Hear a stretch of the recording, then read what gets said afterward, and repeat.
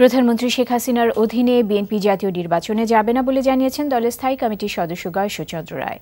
তাতে দলের ৩৭তম প্রতিষ্ঠাবার্ষিকী উপলক্ষে সংগঠনের নেতাকর্মীদের দিয়ে বিএনপির প্রতিষ্ঠাতা শহীদ রাষ্ট্রপতি জিয়াউর রহমানের মাজারে শ্রদ্ধা নিবেদন করতে গিয়ে একথা বলেন তিনি।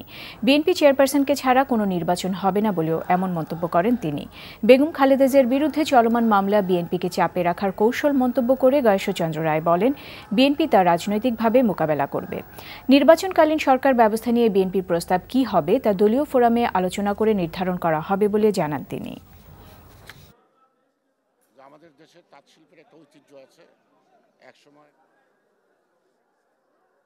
আমরা দলীয়ভাবে বসি নাই।